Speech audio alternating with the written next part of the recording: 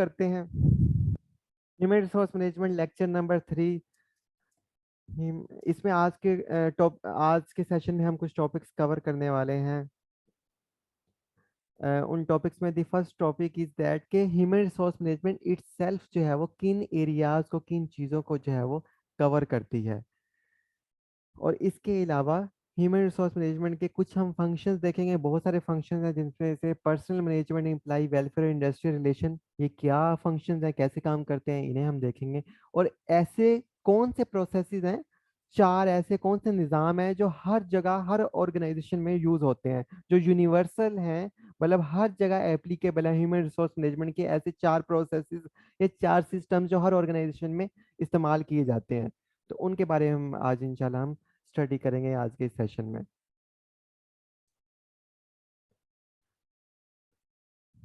तो human resource management जो है वो क्या है? It's all about managing people. लोगों को किस तरह मैनेज करना है, लोगों को किस तरह ऑर्गेनाइज करना है, लोगों को से किस तरह से काम कर लेना है, ये सब देखती है ह्यूमन रिसोर्स मैनेजमेंट। इंसानों को मैनेज करने का नाम जो है वो एचआरएम है। और एचआरएम क्या या किन एरियाज को कवर करती है? पहला जो मोस्ट इंपॉर्टेंट एरिया जिसे एचआरएम कवर करती है वो है हायरिंग ऑफ पीपल। लोगों को किस तरह हायर करना है ऑर्गेनाइजेशन में, किसी तरह उन्हें भर्ती करना है ऑर्गेनाइजेशन में, उन्हें लेके कैसे आना है, उनके लिए जॉब क्रिएट कैसे करनी है, उनके लिए काम असाइन कैसे करना है, उनके टास्क कैसे जो है वो टास्क बेस पे जो है वो उनके लिए नई डेजिग्नेशन ऑर्गेनाइजेशन में कैसे क्रिएट करनी है। तो ये सारा आता है हायरिंग के अंडर। तो हायरिंग का जो पूरा प्लान है, वो हायरिंग का जो पूरा प्लान है उसे कवर करती है ह्यूमन रिसोर्स मैनेजमेंट। और जो दूसरा, अगर एक इंसान हायर हो गया किसी ऑर्गेनाइजेशन में, तो उससे अब रिटेन कैसे रखना है? अब बहुत बड़ा इंटेलेक्चुअल है, डॉक्टर है, बहुत बड़ा इंजीनियर है, जैसे पाकिस्तान से लोग छोड़ छोड़ कर बाहर जा रहे हैं, तो अब उन ऑर्गेनाइजेशन में उन्हें रिटेन कैसे रखना है? लोग इसलिए छोड़ के जा रहे हैं ना, डॉक्टर, इंजीनियर्स या बड़े लोग, कि वो इन ऑर्गेनाइजेशन से खुश नहीं है, अपने हॉस्पिटल से, अपने इंस्टीट्यूट, यूनिवर्सिटी से खुश नहीं है, इसलिए दूसरी मुल्कों की ऑर्गेनाइजेशन ज्यादा उन्हें बेहतर पैकेजेस या बेहतर फैसिलिटीज दे रही हैं, इसलिए वो छोड़ के जा रहे हैं। तो एम्प्लॉइज को रिटेन करना भी सबसे बड़ा एक मसला है। तो ये भी एचआरएम का ही काम है हायरिंग के बाद, कि एम्प्लॉय को रिटेन कैसे किया जाए, उसे बांध कर कैसे रखा जाए, ये कवर करती है एचआरएम। और तीसरा मोस्ट इंपॉर्टेंट एरिया जिसे एचआरएम कवर करती है वो है पेरोल एंड इंसेंटिव्स के। एम्प्लॉइज की जो है वो तनख्वाहें, रेमुरेशन, सैलरीज, बेनिफिट, बोनसेस, परक्स और प्रिविलेजेस क्या होंगे, ये सारी की सारी चीजें जो है वो एचआरएम इसे देखती है। और इसके अलावा परफॉर्मेंस कैसे मैनेज की जाए ऑर्गेनाइजेशन में। देखें, अगर एम्प्लॉयज को हायर कर लिया, हायर करने के बाद जो सबसे मेन काम है कि वो सही से काम परफॉर्म करें, सही से जो है ऑर्गेनाइजेशन के जो मकासद हैं उन्हें पूरा करें, अपनी ईमानदारी से जॉब्स को जो है वो सर अंजाम दें। तो ये सारा काम उन्हें उन पे मॉनिटर करना, उनकी परफॉर्मेंस को देखना, उनके रिजल्ट्स को देखना, उनके टास्क को देखना कि वो काम कर रहे हैं पूरे या नहीं, और एफिशिएंसी और इफेक्टिवनेस के साथ वो परफॉर्म कर रहे हैं अपनी ड्यूटीज। तो ये सारा भी परफॉर्मेंस मैनेजमेंट में आ जाता है, और परफॉर्मेंस मैनेजमेंट को कवर करती है ह्यूमन रिसोर्स मैनेजमेंट। तो ह्यूमन रिसोर्स मैनेजमेंट कुल मिला के इन 4 चीजों को कवर करती है। पीपल को हायर कैसे करना है, फिर उसे रोके कैसे रखना है, फिर उसकी सैलरीज और बेनिफिट्स उसे कैसे देने हैं, और उसके बाद उसकी परफॉर्मेंस और रिजल्ट्स को लुक आफ्टर करना है कि वो अच्छे तरीके से सर अंजाम दे रहा है, ड्यूटीज परफॉर्म कर रहा है या नहीं। और इसके अलावा एम्प्लॉइज अगर छोड़ के जाते हैं, एम्प्लॉइज निकल जाते हैं ऑर्गेनाइजेशन से, तो उन्हें भी जो है वो देखते हैं, जैसे रिटायरमेंट हो जाती है, रेजिग्नेशन हो जाती है। अगर एम्प्लॉई फॉर एग्जांपल छोड़ के चला जाए ऑर्गेनाइजेशन को, तो ऑर्गेनाइजेशन के पास अल्टरनेटिव तो होना चाहिए ना। मतलब बैक एंड पे पाइपलाइन में पीछे जो है कुछ लोग ऐसे तैयार तो होने चाहिए जो जो है वो जो ऑपरेशन है ऑर्गेनाइजेशन के सर अंजाम दे सकें। जैसे हमारी एकेडमी है या कोई यूनिवर्सिटी है, तो उसमें अगर एक वाइस चांसलर छोड़ के जाता है, तो बैक एंड पे अवेलेबल कुछ ऐसे सीनियर टीम मेंबर्स होने चाहिए जिन्हें उस ओहदे पर फायद कर दिया जाए। तो एम्प्लॉइज के एग्जिट होने के बाद जो जितने भी मामलात हैं, पीछे कौन ऑर्गेनाइजेशन चलाएगा, और यहाँ पे जो एम्प्लॉय छोड़ के चले जाते हैं, उन्हें उनके जो बेनिफिट्स वगैरह हैं, रिटायर हो जाते हैं, तो रिटायरमेंट भी एक छोड़ना होता है किस्म का, तो तब उसके बाद मैनेजमेंट कैसी होगी, ये सारी चीजें उसकी हायरिंग से लेकर उसकी रिटायरमेंट तक या छोड़ के जाने तक ये कवर करती है human resource management.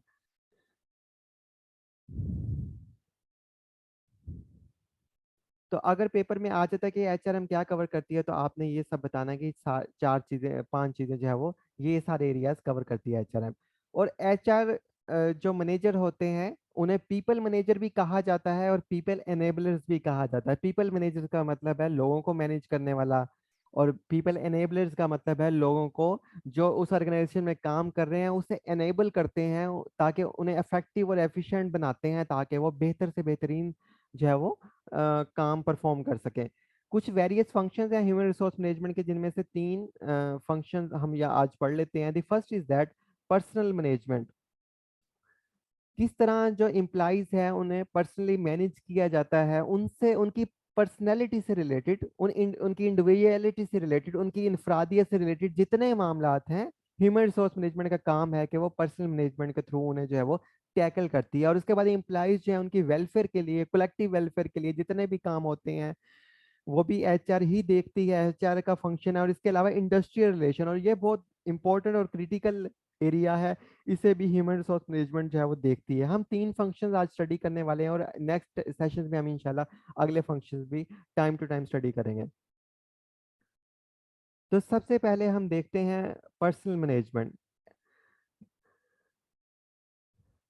Personal management में ये देखा जाता है कि किस तरह एक नए इंसान को भर्ती करना है, ऑर्गेनाइजेशन में हायर करना है, हायर करने के बाद उसे लेके आना है। जब एक नया इंसान ऑर्गेनाइजेशन में आ जाता है तो उसे तो कुछ नहीं पता होता ना ऑर्गेनाइजेशन के बारे में, उसे तो बिल्कुल नो हाउ नहीं होती काम कैसे करना है। हर ऑर्गेनाइजेशन के different set of procedure, system, SOPs होते हैं। तो फिर उसे उस ऑर्गेनाइजेशन के काम की तरफ ढालने के लिए ट्रेन किया जाता है कि हमारी ऑर्गेनाइजेशन ऐसे काम करती है। तो उसे ट्रेनिंग एंड डेवलपमेंट के एक प्रोसेस से गुजारा जाता है, ताकि उसे चीज़ों की नो हाउ हो जाए कि इस ऑर्गेनाइजेशन में वर्क कैसे किया जाता है। जैसे आप इंस्पेक्टर बन जाते हैं तो आपको भी ट्रेनिंग दी जाएगी कि एफबीआर में आपने इस तरह जाके अपने ऑफिस को ज्वाइन करना है, काम करना है।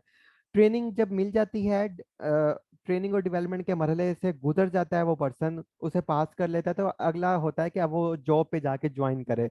जब वो जॉब इंडक्शन हो जाती है उसकी, यानी पोस्टिंग हो जाती है, पोस्टिंग के बाद जब वो ज्वाइनिंग दे देता है, फिर उसे उस मुतलका डिपार्टमेंट के बारे में या ऑफिस के बारे में जो है वो नो हाउ दी जाती है कि हमारा ऑफिस जो है वो कैसे काम करता है। जैसे आप कल को इंशाल्लाह भर्ती हो जाते हैं लाहौर के ऑफिस में, कराची के ऑफिस में, तो वहाँ पे आपको ओरिएंटेशन दी जाएगी कि लाहौर का ऑफिस यहाँ यहाँ या इन शहरों पे कंसिस्ट है, यहाँ पे इस तरह काम होता है, इसकी इतनी जुडिक्शन है, ईटीसी। तो इस तरह जो है वो ओरिएंटेशन, उन्हें एक इंट्रोडक्शन दिया जाता है उस सारी वर्क प्लेस का, जहाँ पे आप जहाँ पोस्ट होते हैं, इंडक्ट होते हैं ट्रेनिंग एंड डेवलपमेंट के बाद। और इसके बाद जब आप इंडक्ट हो जाते हैं तो अब आप काम करना शुरू कर देते हैं। तो अगला मरहला होता है कि इंसान हमेशा आगे से आगे बढ़ना चाहता है, वो उस पोजीशन पे उस जगह नहीं रुकना चाहता। तो प्रमोशन एंड ट्रांसफर, तो प्रमोशन को देखा जाता है, एचआरएम का इंपॉर्टेंट फंक्शन है कि अगर आप मेहनत करते हैं, आप एफिशिएंसी से काम करते हैं, तो आपको हायर पोजीशंस पे कैसे प्रमोट किया जाए। तो एक पूरी प्रमोशन पॉलिसी होती है, प्रमोशन स्ट्रक्चर होता है हर डिपार्टमेंट का,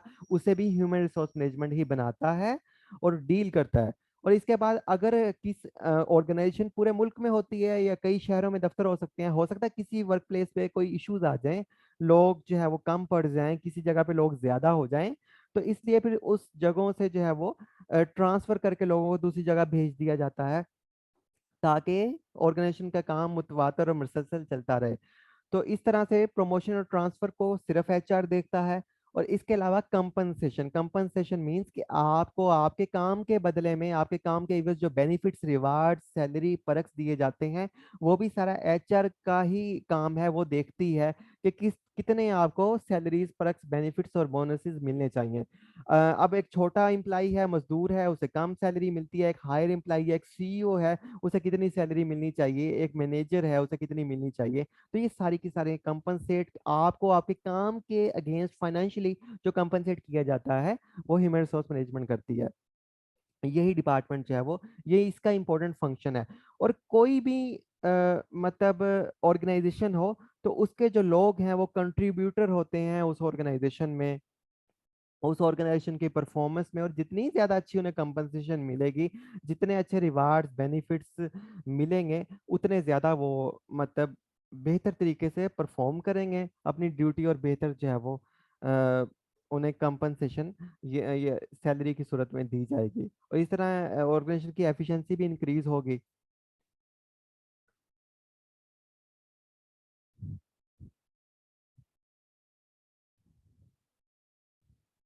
तो इसके बाद हम बढ़ते हैं हम अपने नेक्स्ट फंक्शन की जानिब, जो है HRM इन एम्प्लॉय वेलफेयर। कोई ऑर्गेनाइजेशन है तो वहाँ पे एम्प्लॉइज जो हैं, जो काम करने वाले हैं, उनकी वेलफेयर किस तरह की जाती है। देखें, जो ऑर्गेनाइजेशन है, इंसानों को हम डील कर रहे हैं, तो उनकी वर्किंग कंडीशन जो है वो बेहतर से बेहतरीन होनी चाहिए। जो वर्कर्स हैं, जो छोटी वर्क फोर्स है, वो अच्छे तरीके से काम करे, उन्हें तमाम पानी की, दूसरी चीज़ों की फैसिलिटीज़ मैक्सिमम देनी चाहिए। इसीलिए जो मल्टीनेशनल ऑर्गेनाइजेशन है, वो खाना भी फ्री देती हैं। जैसे सैमसंग है, वो खाना भी फ्री देती है, जितना मर्जी खाएं। तो इस तरह वहाँ पे जितनी दफ़ा, कुछ ऐसी ऑर्गेनाइजेशन है वो जितनी दफ़ा मर्जी आप स्नैक्स लें, चाय लें, वो आपको देते हैं, ताकि मोटिवेट, इनर्जाइज रहे हमारा एम्प्लॉय। तो वर्किंग कंडीशन में हवा, पानी, बिजली, इलेक्ट्रिसिटी, पंखे, एयर कंडीशन वगैरह, ये सारी चीज़ें देखी जाती हैं कि उन्हें वो एक बेहतरीन वर्किंग इन्वायरमेंट में काम करें, ताकि उनकी जो है वो मेंटल और फिजिकल एफिशिएंसी और आउटपुट मैक्सिमम से मैक्सिमम हो। सेफ्टी एंड हेल्थ सर्विसेज, बहुत सारी ऑर्गेनाइजेशन अपने एम्प्लॉयज़ को जो है वो डॉक्टर्स के पैनल देती हैं, उन्हें जो है वो इंश्योरेंस सर्विसेज देती हैं, हेल्थ सर्विसेज देती हैं। इसी तरह गवर्नमेंट ऑर्गेनाइजेशन जो है वो हेल्थ की मद में जो है कंपनसेशन और बेनिफिट देती हैं अगर बीमार हो जाता है, जैसे पाकिस्तान में, इसलिए लोग गवर्नमेंट सर्विस प्रेफर करते हैं। तो इस तरह health, safety and health services जितनी भी हैं, वो भी HR डिपार्टमेंट का काम है। कितनी मिलनी चाहिए, कैसे मिलनी चाहिए, क्या नीडेड हैं ऑर्गेनाइजेशन में, किन एम्प्लॉइज को मिलनी चाहिए, उसका स्ट्रक्चर क्या होगा, उसका जो है वो एलोकेशन कैसे होगी, उसके मतलब फंड, सारी चीज़ें, मतलब जो सर्विसेज की में मद में आता है, वो HRM ही डिज़ाइन करती है, जो वेलफेयर के लिए ज़रूरी है। इसके अलावा वो कहते हैं welfare fund and social security. कुछ ऑर्गेनाइजेशन में कुछ वेलफेयर फंड्स होता है, कोई हादसा हो जाता है या कोई ऐसा, जैसे कुछ ऑर्गेनाइजेशन बच्चों की शादियों पे भी कंपनसेट करती हैं अपने एम्प्लॉइज को। कोई डेथ हो जाती है उनके पेरेंट्स की या फैमिली मेम्बर्स की, तो उन्हें कंपनसेट करती हैं। तो इस तरह और बहुत सारे फंड्स होते हैं, ऑर्गेनाइजेशन मैनेज करती हैं, ताकि एम्प्लॉइज को मुश्किल सूरत हाल में कोई मसला हो तो वहाँ पे वो फंड कंट्रीब्यूट किया जा सके। मेडिकल सर्विसेज जितनी तरह की भी हैं, मैंने आपको बता चुका हूँ, वो ऑर्गेनाइजेशन जो है वो डिज़ाइन करती हैं, देती हैं। अपॉइंटमेंट ऑफ सेफ्टी ऑफिसर, जो मजदूर होते हैं ना, वो बड़े हार्ड सिचुएशन में काम कर रहे होते हैं, खासतौर पे पाकिस्तान और सब कॉन्टिनेंट में, कि यहाँ पे मशीनों के साथ काम करना जो है वो बहुत मुश्किल है, और वहाँ पे वो सारी फैसिलिटीज़ नहीं होती जो वेस्टर्न वर्ल्ड में है। कि तो इसीलिए जो है वो नए लाज में, या जो बड़ी ऑर्गेनाइजेशन है, वो सेफ्टी ऑफिसर्स अपॉइंट करती हैं। और पहले तो तमाम फैसिलिटीज देती हैं, जैसे एक पीला हेलमेट होता है वो पहने। जो वर्किंग कंडीशंस हैं, उन्हें तमाम उस तरह के सेफ्टी यूनिफॉर्म दिए जाते हैं। जैसे कोई स्टील मिल में काम कर रहा है तो उसे पूरा सेफ्टी यूनिफॉर्म दिया जाता है, पूरे शूज, हर चीज़ उसे दी जाती है। फिर वर्किंग इन्वायरमेंट को भी सेफ रखा जाता है। फिर एक सेफ्टी ऑफिसर भी वो अपॉइंट करते हैं, जो हर टाइम ये अश्योर करे चीज़ों को कि वाकई एम्प्लॉइज और ऑर्गेनाइजेशन की जो चीज़ें हैं वो सेफ मोड में सर अंजाम हो रही हैं, सारी एक्टिविटीज़, ताकि किसी, क्योंकि जान बहुत ज़्यादा इंपॉर्टेंट है, उसका कोई नेमुल बदल नहीं है, ताकि जान का बिल्कुल भी किसी तरह रिस्क ना लिया जाए। जो बड़ी ऑर्गेनाइजेशन इस चीज़ की बहुत केयर करती हैं, और ये सब कौन करता है? ये HRM ही करता है। HRM ही इतना सोचता है एम्प्लॉइज के बारे में। सेफ्टी ऑफिसर का कॉन्सेप्ट और इसे ओवरलुक जो करता है, वो HRM का ही फंक्शन है।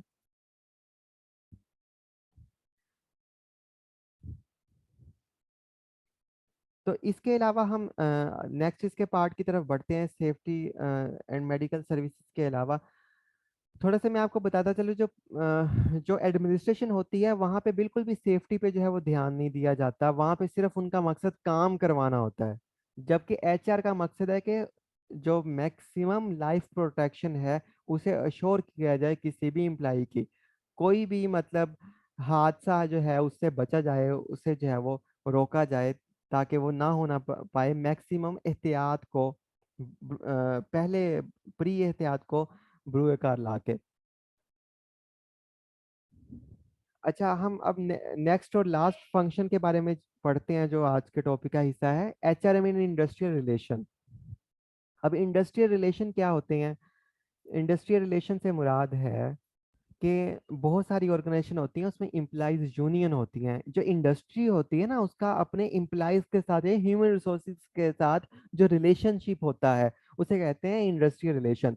अब बहुत कुछ बड़ी ऑर्गेनाइजेशन होती हैं, तो वहाँ पे यूनियंस होती हैं, वो बहुत ताकतवर होती हैं, और वो खराब कर देती हैं, पूरे के पूरी इंडस्ट्री को बिठा के रख देती हैं। स्ट्रक्चर को जो है वो फ्रीज कर देती हैं, काम को रोक देती हैं।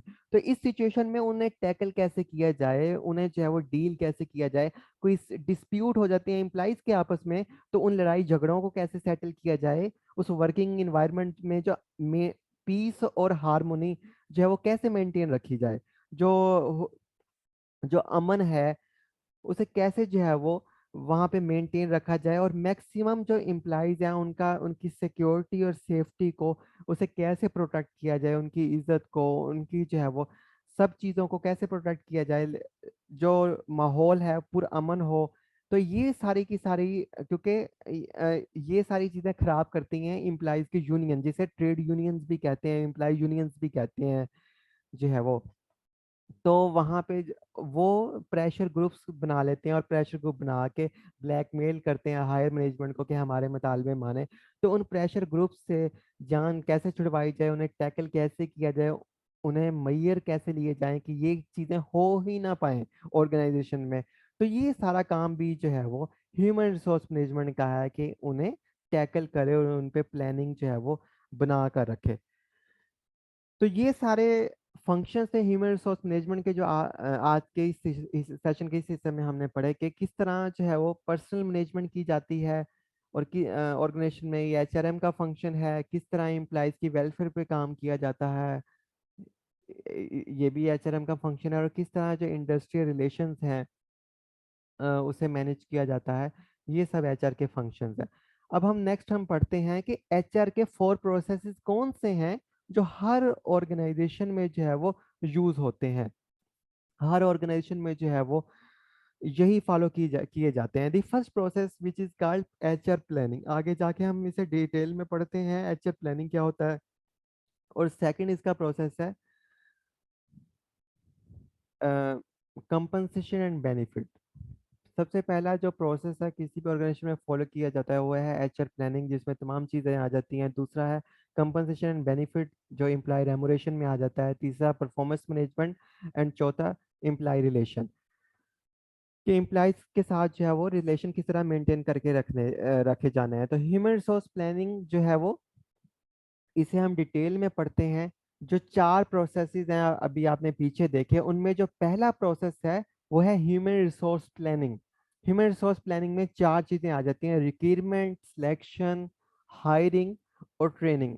तो ये चारों चीज़ें इस पहले प्रोसेस में आ जाती हैं, यानी इसके इस प्रोसेस के 4 स्टेप हैं: रिक्रूटमेंट, सिलेक्शन, हायरिंग और ट्रेनिंग। अब रिक्रूटमेंट में क्या होता है कि किसी भी नए पर्सन को ऑर्गेनाइजेशन के अंदर जो है वो लेके आना, ऑर्गेनाइजेशन के अंदर जो है वो उसे उसे जो है वो भर्ती करना, उसे के लिए एड क्रिएट करना, उसे अट्रैक्ट करना, कि किस तरह जो है नए इंसान को ऑर्गेनाइजेशन के अंदर जो है वो लाया जाए। जैसे आप अपने आप को देखें, तो आप को एफबीआई ने रिक्रूट करना था, लेके आना था, तो एड क्रिएट की गई, आपको अट्रैक्ट किया गया, फिर आपने उसके लिए अप्लाई किया। अप्लाई करने के बाद जो है वो एक खास बॉडी ने जो है वो आपको आपका एक स्क्रीनिंग टेस्ट लिया, उसके बाद आपको शॉर्ट लिस्ट किया कि कौन हमारे उस काम से और जो हमारा क्राइटेरिया है उसके साथ मैच करते हैं। तो पहला स्टेप हो गया रिक्रूटमेंट, और दूसरा यानी आप लोगों को अट्रैक्ट करते हैं, ऐड देते हैं। दूसरा उसके बाद शॉर्ट लिस्टिंग करते हैं, उनमें से सिलेक्शन करते हैं, यानी कि रिक्रूटमेंट में हम सब चीज़ें कर लेते हैं, ऐड से लेकर स्क्रीनिंग तक। उसमें से स्क्रीनिंग के बाद जो लोग हमें अच्छे लगते हैं उन्हें हम चुन लेते हैं, सिलेक्शन में ले आते हैं, सेलेक्ट कर लेते हैं। और सेलेक्ट करने सिलेक्शन शॉर्ट लिस्टिंग और सिलेक्टिंग के बाद जो हम देखते हैं इन लोगों में से कौन से बेहतरीन लोग हैं जो हमारे काम को बेहतरीन अंदाज में सर अंजाम देंगे। तो उन लोगों को हम ऑर्गेनाइजेशन में जो है वो हायर कर लेते हैं। हायर का मतलब है हम उसे भर्ती कर लेते हैं, फाइनली उन्हें सेलेक्ट कर लेते हैं। और उसके बाद जो है वो उन लोगों को हम जो है वो ट्रेनिंग देते हैं कि किस तरह आपने ऑर्गेनाइजेशन में जो है काम करना है, अपने वर्क सर अंजाम देना है। तो ह्यूमन रिसोर्स प्लानिंग के 4 स्टेप है: रिक्रूटमेंट, सिलेक्शन, हायरिंग और ट्रेनिंग। इस पे आप जितना भी चाहें जो है वो पेपर में लिख सकते हैं। जो ह्यूमन रिसोर्स मैनेजमेंट है उसके जो 4 प्रोसेस हैं, पहला प्रोसेस हमने पढ़ लिया। दूसरा प्रोसेस है एम्प्लॉय रेमुरेशन एंड बेनिफिट, कि किस तरह सैलरी और वेजेस देनी है एम्प्लॉयज को, जो उनके इंसेंटिव्स हैं, उन्हें कोई बोनसेस हैं, परक्स हैं, बेनिफिट्स हैं, वो किस तरह देने हैं, और आपको पता है किसी भी जो कोई भी चीज है ना, कोई भी इंसान किसी ऑर्गेनाइजेशन में काम करता है तो मेन तो वो सैलरी के लिए करता है। मतलब पाकिस्तान में ऐसा कोई भी बंदा नहीं है जो ये कहे कि मैं ऑर्गेनाइजेशन में फ्री काम करना चाहता हूँ as a employee, as a मालिक नहीं, एज ए एम्प्लाई। तो हर बंदा सैलरी के लिए काम करता है। तो कल को एम्प्लाई को किसी बड़ी ऑर्गेनाइजेशन में हायर सैलरी ऑफर होगी तो वो आपको छोड़ के फौरन चला जाएगा। तो और अगर आप अपनी ऑर्गेनाइजेशन में कम सैलरी किसी एम्प्लॉय को देंगे तो वो काम भी बेहतर तरीके से सर अंजाम नहीं देगा। तो अगर आप ज्यादा सैलरी और ज्यादा बेनिफिट और उसे देंगे, अगर काम अच्छा करता है उसे बोनस भी देंगे रिवार्ड के तौर पे। अगर जो है वो बेहतर से बेहतरीन वो अपनी एफिशिएंसी दिखाता है तो उसे बेहतरीन इंसेंटिव्स आप देंगे, तो वो एम्प्लॉइज आपके पास टिका रहेगा। अगर आप उसे अच्छे बेनिफिट्स ऑफर करेंगे, सैलरी, वेजेस, सारी की सारी जो है वो एम्प्लॉय रेमुनेशन एंड बेनिफिट जो है वो दूसरा प्रोसेस है ह्यूमन रिसोर्स मैनेजमेंट का। रिक्रूटमेंट एंड सिलेक्शन के बाद पहला रिक्रूटमेंट एंड सिलेक्शन, दूसरा है एम्प्लॉय रेमुनेशन एंड बेनिफिट। ये सारी चीजें इस प्रोसेस के अंदर डिजाइन की जाती हैं, तय की जाती हैं, कितनी होनी चाहिए, कैसे होनी चाहिए, क्या होनी चाहिए। एचआर डिपार्टमेंट ये काम करता है। तो हर हर ऑर्गेनाइजेशन जो है उसमें ये फंक्शन लाजमी परफॉर्म किया जाता है कि सैलरी के बगैर तो कोई ऑर्गेनाइजेशन नहीं होती ना। बोनस जो है, बोनस का मतलब है कोई अच्छा अगर आप काम करते हैं, बेहतर काम करते हैं, अपनी जो है वो कैपेसिटी के अलावा काम करते हैं, तो आपको एडिशनली आपकी फिक्स सैलरी के अलावा जो एडिशनल आपको अमाउंट दी जाती है इनाम के तौर पे, उसे आप बोनस कह सकते हैं। मतलब ये क्वेश्चन था यहाँ चैट बॉक्स में, तो उसे आप बोनस कह सकते हैं। एडिशनली बेनिफिट जो आपकी सैलरी के अलावा आपको आपकी ऑर्गेनाइजेशन पे करती है उसे आप बोनस कह सकते हैं। और सैलरी और वेजेस वो अमाउंट जो आपको फिक्स आपके काम के बदले में हर महीने जो है वो पे की जाती है। और इंसेंटिव मीन के कोई एडिशनल चीज, या अगर एडिशनली आप कुछ काम करते हैं तो उसका आपको एडिशनली भी कुछ पेमेंट दे दी जाती है तो उसे आप इंसेंटिव कह सकते हैं। तो कोई भी ऑर्गेनाइजेशन हो तो मनी जो है वो उसका प्राइम मोटिवेटर है किसी भी इंसान को मतलब उससे बेहतर काम करवाने के लिए और उससे जो है वो बेहतर एफिशिएंसी निकलवाने के लिए उस ऑर्गेनाइजेशन के लिए। तो अब हमारे दो फंक्शंस हो गए। अब हम तीसरे की तरफ जाते हैं, वो है परफॉर्मेंस मैनेजमेंट। आपने भर्ती भी कर लिया, आपने जो है वो उसकी सैलरी, कंपनसेशन, बेनिफिट्स भी देख लिए। तो अब परफॉर्मेंस पे आ जाते हैं। हमें मेन तो चाहिए परफॉर्मेंस कि हमारा जो मकसद है ऑर्गेनाइजेशन का, तो उसके साथ उसको अचीव वो तभी कर पाएगी ना ऑर्गेनाइजेशन जब एम्प्लॉइज परफॉर्म करेंगे। जैसे एफबीआर है, अगर इसके एम्प्लॉइज बेहतर टैक्स इकट्ठा कर पाएंगे तो एफबीआर का मकसद टैक्स इकट्ठा करना है। तो बेहतर टैक्स तभी इकट्ठा होगा ना जब आपके एम्प्लॉइज बेहतर परफॉर्मेंस शो करेंगे। इस तरह डॉक्टर्स हैं, हॉस्पिटल का मकसद बेहतरीन सेहत सर्विस देना है। अगर वो सेहत सर्विस तभी बेहतरीन होगी ना जब वो एफिशिएंसी और इफेक्टिवनेस के साथ काम करेंगे। और हुकूमत भी बेहतर तभी जो है वो रिजल्ट देगी ना जब वो बेहतर जो है वो परफॉर्मेंस अपनी देगी।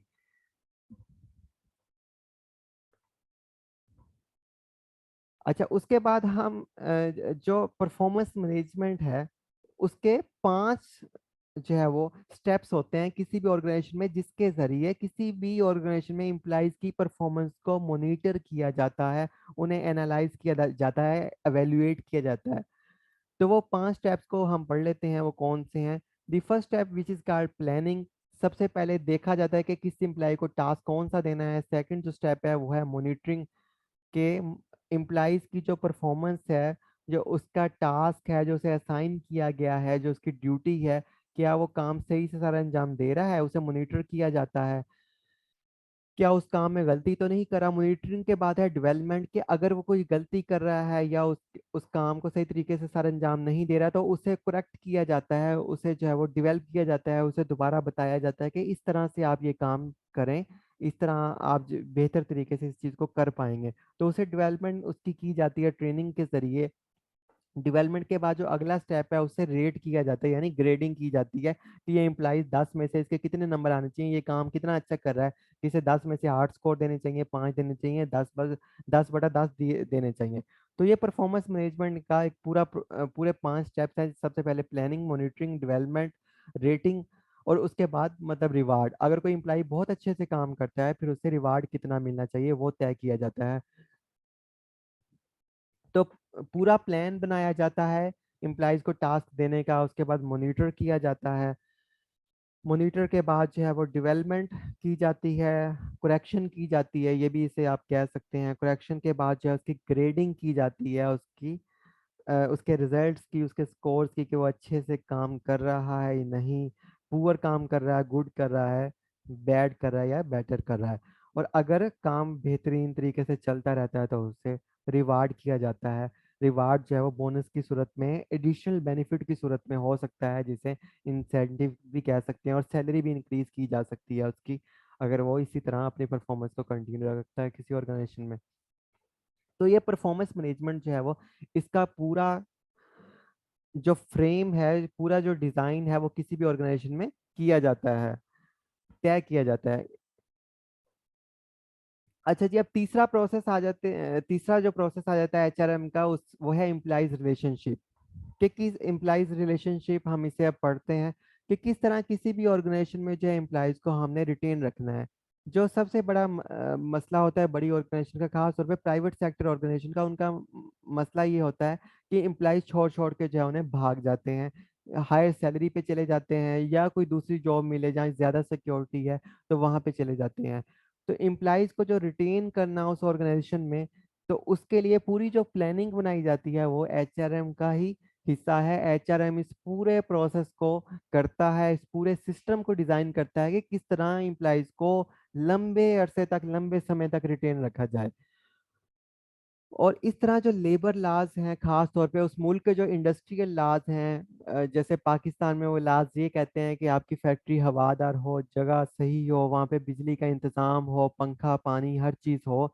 तो जितने भी लेबर के मुतालिक लॉज हैं, उनकी सेफ्टी के मुतालिक लॉज हैं, उन सारों को भी जो है वो एचआरएम देखती है। अगर एम्प्लॉइज के जो है वो आपस में कोई झगड़ा हो जाता है, तो वो उस झगड़े को कॉन्फ्लिक्ट मैनेजमेंट में देखा जाता है। कॉन्फ्लिक्ट मैनेजमेंट में उस झगड़े को जो है वो अगर कोई कॉन्फ्लिक्ट हो जाता है, कोई इशू हो जाता है, तो उसमें उन्हें सॉल्व किया जाता है। ये भी एचआरएम का ही हिस्सा है। तो हमने यहाँ पे देखी जो एम्प्लॉय रिलेशनशिप है, ये भी ह्यूमन रिसोर्स मैनेजमेंट का एक अहम पार्ट है, जिसमें ये देखा जाता है कि किस तरह जो है वो रिटेन किया जाए एम्प्लॉय को, उससे अच्छा रिलेशन बना के रखा जाए, ताकि वो आपकी ऑर्गेनाइजेशन को जो है वो छोड़ के ना जा पाए। और जो मुल्क के लेबर लॉज हैं उन्हें फुली जो है वो वहाँ पे इन्फोर्स किया जाए, उन पे अमल दरामद किया जाए, ताकि गवर्नमेंट कोई भी इंस्पेक्शन करे तो वहाँ पे वो ये देखेंगे, ये श्योर करे कि यहाँ पे सब चीज़ें हमारे ऑर्डर्स के मुताबिक की जा रही हैं। सेफ्टी से रिगार्डिंग, सेफ्टी और हेल्थ से जितनी भी चीज़ें, जैसे सीमेंट की फैक्ट्री होगी और लोहे की फैक्ट्री होगी, शीशे की होगी, इस तरह बहुत सारी इंडस्ट्रीज ऐसे हैं जहाँ मजदूर काम करते हैं। वहाँ पे बहुत सारे सेफ्टी मेजर्स चाहिए होते हैं। कई इम्प्लाइज जो हैं वो, लेबर जो है उनकी डेथ हो जाती है सेफ्टी इश्यूज के ना होने की वजह से। तो हुकूमत या वहाँ पे ऑर्गेनाइजेशन की ये कोशिश होती है एचआर डिपार्टमेंट की, वो इन सब चीज़ों को जो है वो अश्योर करे। कोई कन्फ्लिक्ट हो जाते हैं एम्प्लॉइज के दरमियान, कोई झगड़े हो जाते हैं, उन झगड़ों को जो है हल कैसे किया जाए, वो भी एचआरएम डिपार्टमेंट ही सारा आगे आता है, उन एम्प्लॉइज का हाथ थामता है और वहाँ पे बैठ के उन्हें बिठा के जो है वो झगड़े जो है वो खत्म करवाता है। इसके अलावा वर्क लाइफ बैलेंस के ऐसे नहीं है कि आप 12 या 24 घंटे जो है वो काम ले किसी से, और उसकी जो है आपने उसे अपना गुलाम समझ लिया, जैसे पुराने जमाने में गुलाम जो पूरी जिंदगी काम करता था। तो आपको जो है वो एम्प्लॉयज की वर्क लाइफ बैलेंस का भी ख्याल रखना है, और ये काम पे ही फोकस नहीं करना सिर्फ, बल्कि इस तरह काम को डिजाइन करना है कि एक मेंटेन आवर्स में उनसे काम लिया जाए, साल बाद उन्हें छुट्टियां दी जाए, ताकि वो मुख्तलिफ जगहों पे जाके जो है वो अपने आप को रिलैक्स कर सकें, सेटिस्फाई कर सकें। तो ये भी वर्क लाइफ बैलेंस की जो पॉलिसी है पूरी, हर ऑर्गेनाइजेशन की अपनी होती है। जैसे जो बड़ी ऑर्गेनाइजेशन है वो टूर्स पे बाहरले मुल्क भेज देती हैं अपने एम्प्लॉइज को, उनके लिए रिफ्रेशमेंट जो है वो विजिट्स अरेंज करती हैं, ग्रुप टूर्स अरेंज करती हैं। अगर सरकारी सेक्टर की बात करें, जैसे एफबीआर है, तो वो साल बाद आपको 15 छुट्टियां देता है, रिक्रिएशन लीव्स, मतलब दोबारा से अपने आप को किसी सेहत अफ़ज़ा मुकाम पे जाएं और रिक्रिएशन लीव आप ले लें। तो इस तरह से जो है वो ये सारी चीज़ें वर्क लाइफ बैलेंस पॉलिसी में एम्प्लॉइज रिलेशनशिप प्रोसेस के अंडर जो है वो कोई भी एचआर डिपार्टमेंट परफॉर्म करता है अपनी ड्यूटी। और काउंसलिंग, कोई झगड़े हो जाते हैं एम्प्लॉइज के दरमियान, या कोई उन्हें मेंटल टेंशन है या कोई वरी है, कोई इश्यूज हैं उन्हें घरेलू हालात से रिलेटेड या ऑर्गेनाइजेशन की किसी पॉलिसी से रिलेटेड या किसी काम से रिलेटेड, तो उनकी काउंसलिंग की जाती है। ये बड़ी ऑर्गेनाइजेशन में होता है, उनके मसले मसाइल जो है वो उन्हें हल किया जाता है डिस्कशन के जरिए, उनसे बातचीत के जरिए तय करके।